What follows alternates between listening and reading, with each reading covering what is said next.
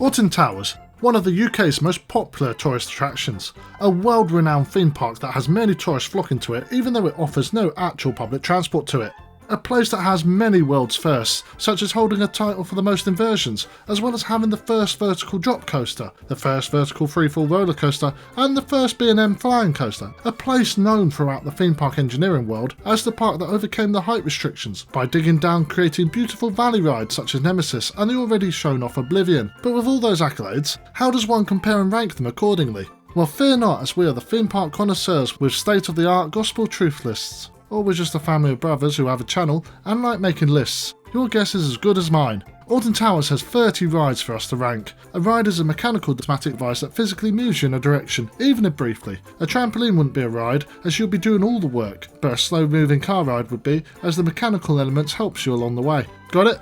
Now at one of my favourite parks, I cannot wait to start telling you the order of the rides, from the don't waste your time on it worst, to the keep riding and re-riding and discussing said ride with your friends outside of the park best. I'm Charles from Theme Park Roundup, and here are all Alton Towers rides ranked from worst to best. Go, go, go! Number 30, Bugby Go Round.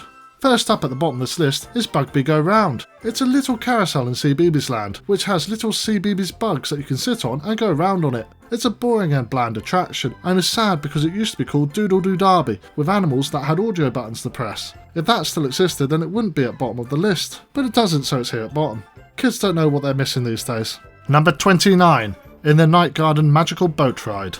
This is the start of the ridiculously long named title rides that reside in CBeebies Land. Why do they all have stupidly long names? It's another ride that used to be good and called Riverbank I Spy, a game with interactive buttons. Now you sit in silence as you hear Stephen Fry tell you about the Ninky Nonks or something like that. Silly long name, silly long boring ride. Only beaten to bottom of this list by an even more boring ride before. Yeah, this list does get a lot better, I promise you.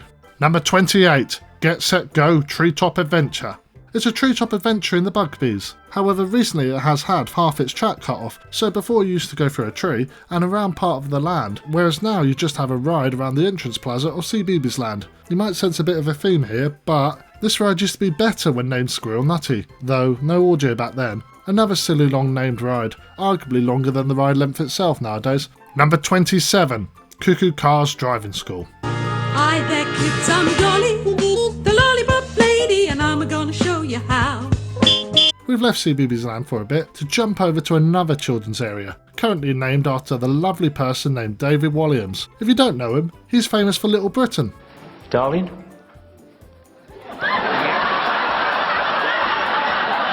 I don't believe you met my ex-wife, Bubbles. Hello, baby. So nice to meet you. And come flying with me. Martin Kloon, ying ding ding ling, Martin Kloon. He was also a judge on Britain's Got Talent. Yes, he's the guy that got himself a kids area at Alton Towers. But this ride pretends not to be in the area despite being in the area, maybe due to the fear of association. Cuckoo Cars was part of Cloud Cuckoo Land, and then Williams didn't want it in his area, or something or other. But no, it still exists. It doesn't have the cool pre-show anymore, but it still features Dolly, and you hear her voice when they start and finish the ride. Number 26, Royal Carousel.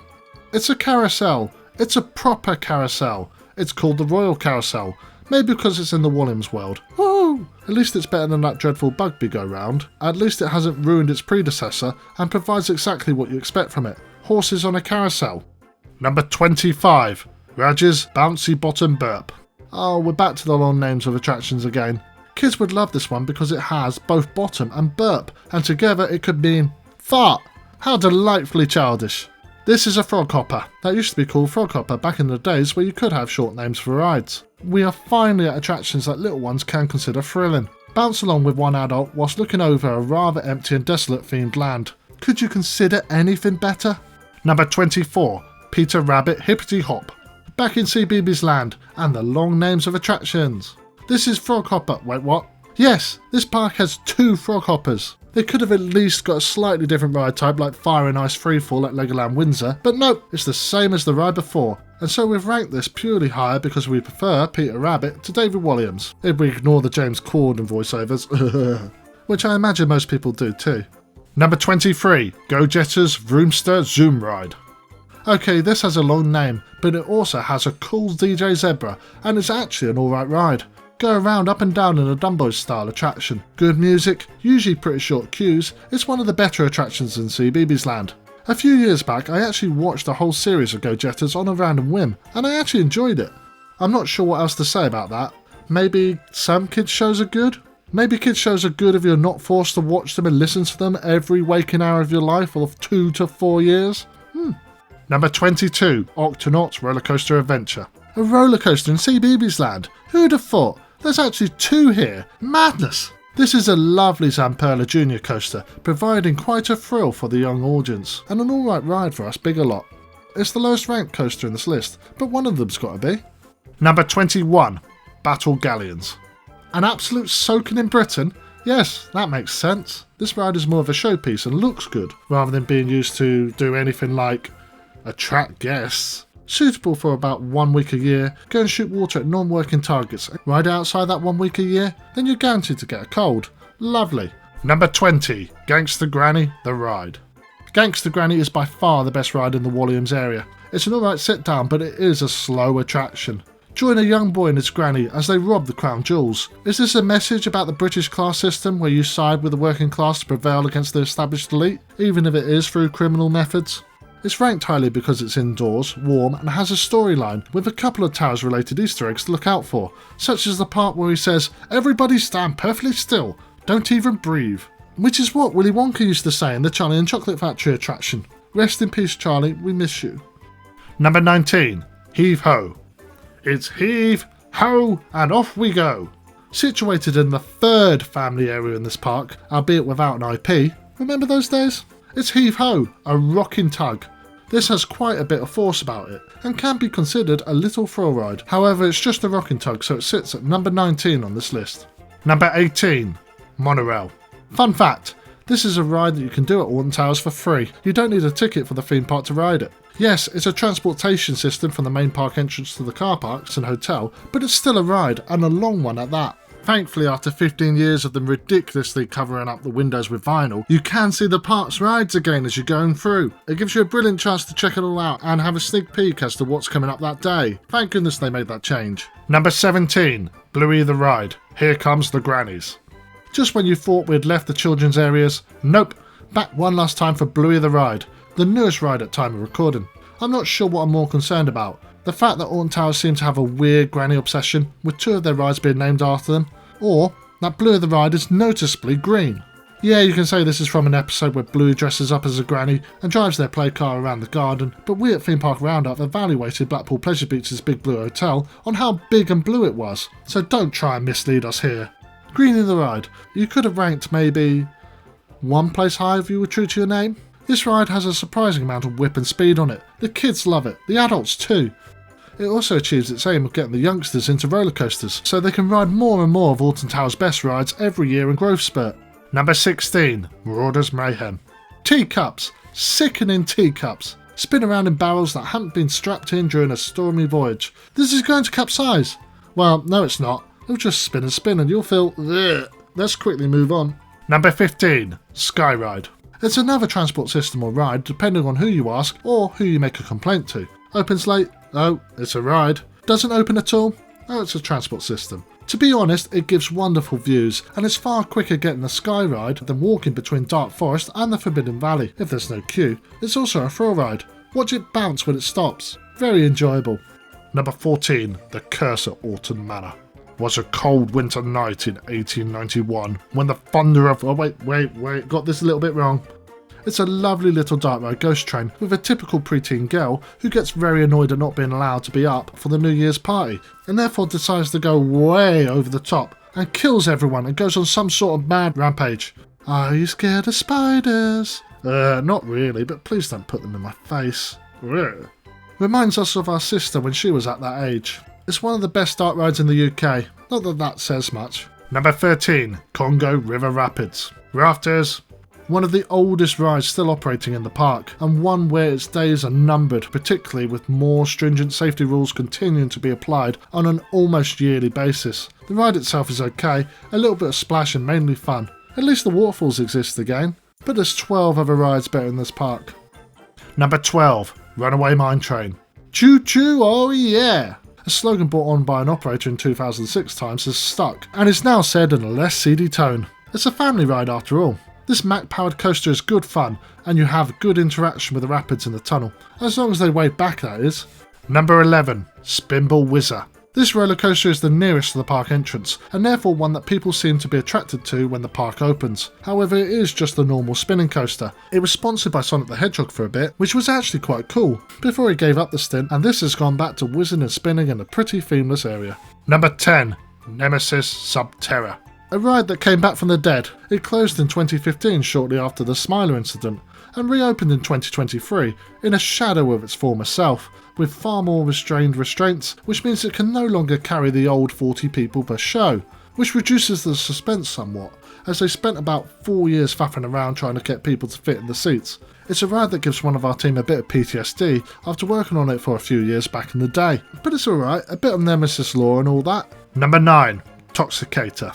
Now this ride looks the part, replacing the previous Ripsaw after almost a decade of it being gone from the park. Feel familiar with the previous ride? It's a more updated version of Ripsaw though, where the phalanx withdrawal was spewing from something or other. Notice how that's Ripsaw spelt backwards?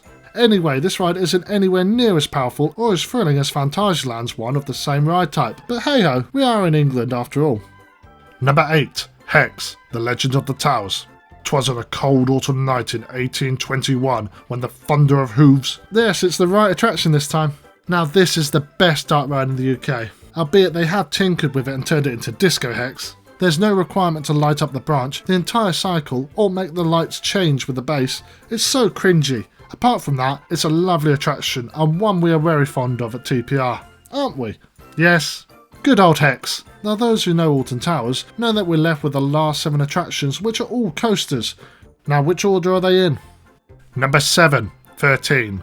If you go down to the woods today, you better not go alone. Especially on those long queue days, because despite a tad bit of theming with an old van and a staff member being attacked by trees, there isn't much else to entertain you outside, so a friend is important. 13 is ranked 7th, and will never rank 7th 13th because that movie is just too good. 13 will always be an important ride for this brilliant clip. Well, that ride was a bit timid. At least it's time now to get off. Apparently, little jolt there. Okay, let's go. Ah! Oh! Oh! Ah! This vertical freefall drop is an incredibly rare element, which greatly enhances the experience of the ride, especially since the backwards section is a lot more fun than the forward one. I do feel 13 is a bit unloved, maybe due to its position tucked away behind RITA, in the far corner of the park. However, looking at all the other rides on this list, 7th is where it belongs, not 13th. Number 6. Galactica. Prepare for air. Galactica. Originally called Air and having a huge megastore where the roller coaster restaurant now is, it was renamed Galactica in 2016 to fit in with its new space travel VR, which it no longer uses.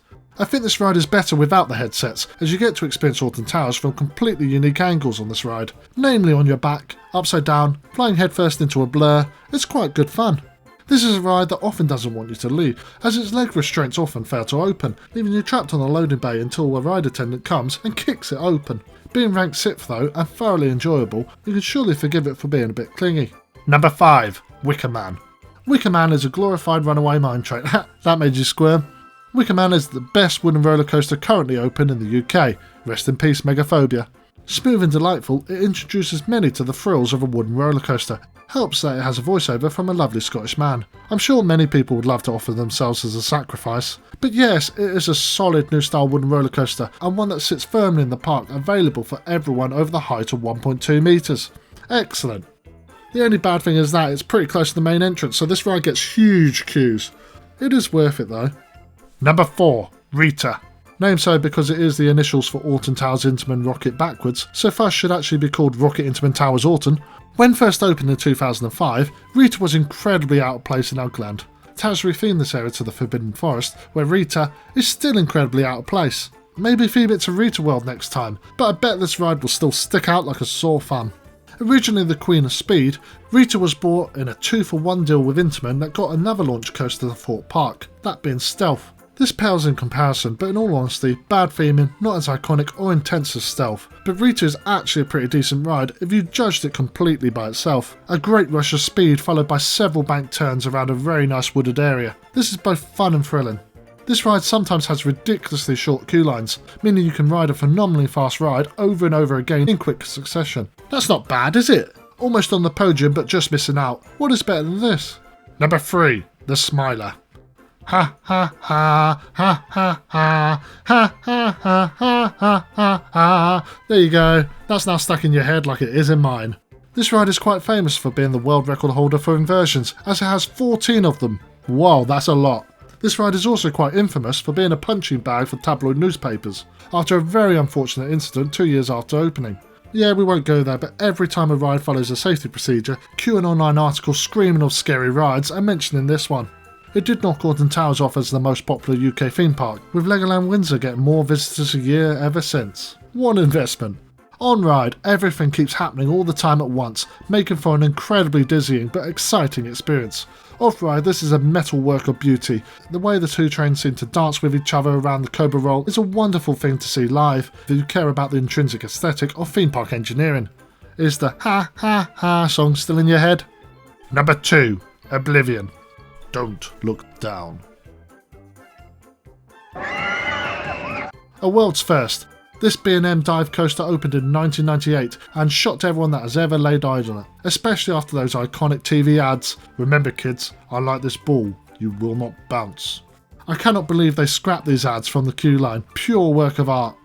If you look at the queue line board, every now and then it just goes comma comma dot comma dot comma dot dot dash. Because maybe someone connected to this channel, maybe tried to edit this ride sign, and maybe broke it, and then maybe Towers never actually fixed it. No clue who that could have been, but the code actually means subscribe to Theme Park Roundup please.